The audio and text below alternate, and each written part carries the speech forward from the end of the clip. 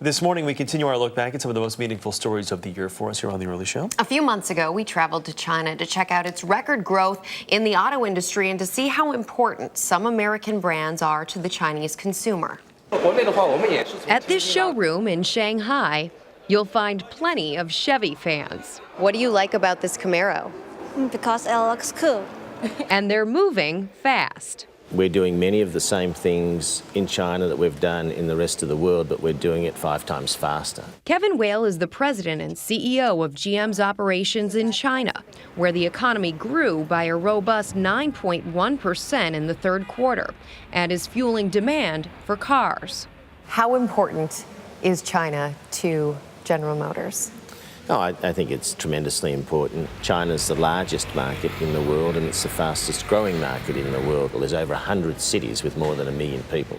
Last year, 16.6 million cars were sold here in China. That's 5 million more than sold in the entire United States. And that's a key reason why General Motors believes it must do business here in Shanghai in order to remain competitive throughout the world.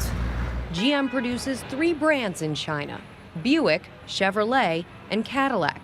Most popular is the Buick Excel. GM sold more than 200,000 of them last year. But as GM's business in China continues to grow, that doesn't necessarily mean more jobs will be created at home in the United States. Our philosophy with General Motors is we largely build where we sell.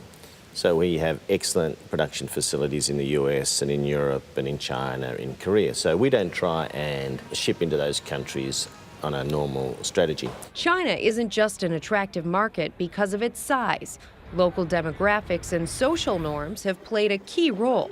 Car buying here is mostly done with cash. So you'll use your debit card to buy this Camaro? Yeah. Another difference between the US and Chinese markets? Well, let's just say this isn't your father's or even your grandfather's Buick.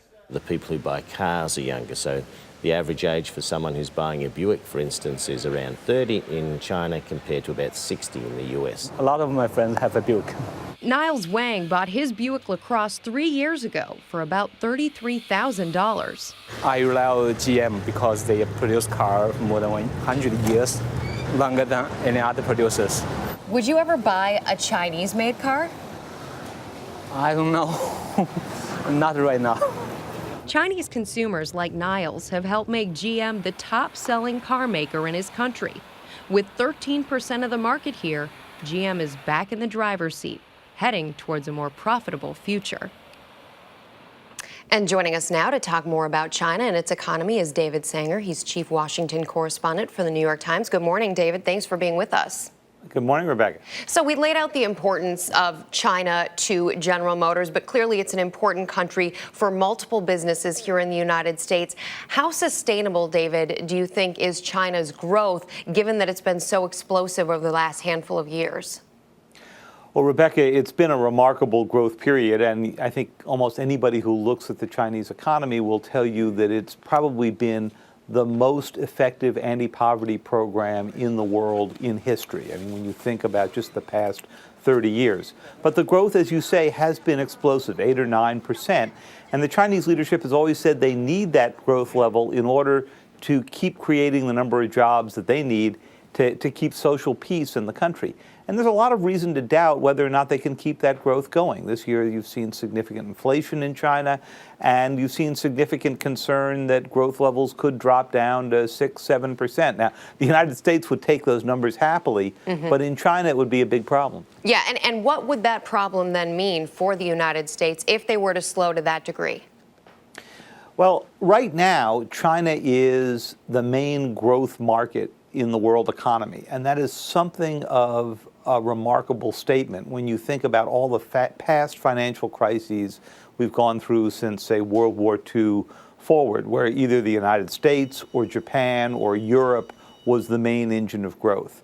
And so everybody is sort of depending on China right now to be that one big engine. And if they slowed, that would radiate throughout the economy. And as you saw, while it may not amount for many jobs for American workers, because Chinese government officials want to those cars built in China, just as American government officials want American cars built in the U.S. It is an increasing export market for the United States at a time that we don't have many fast-growing export markets. China has also played an important role in North Korea's economy. They're clearly a benefactor of North Korea. They've played a fairly hands-off approach in terms of North Korea's regime. What do you think their role will be now in the change, given that the United States would like to see an eventual turnover in the leadership there?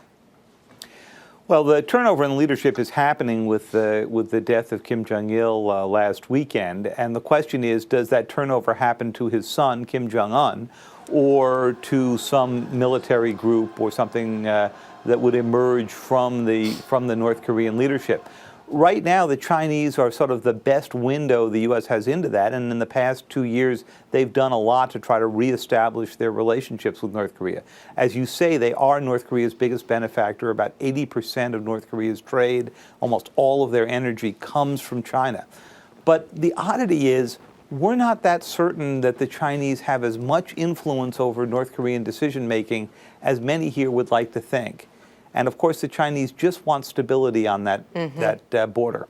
Yeah, absolutely. Stability is the name of the game, and they're making money as well as being a benefactor of North Korea. David Sanger, thanks so much. We appreciate it. Thank you.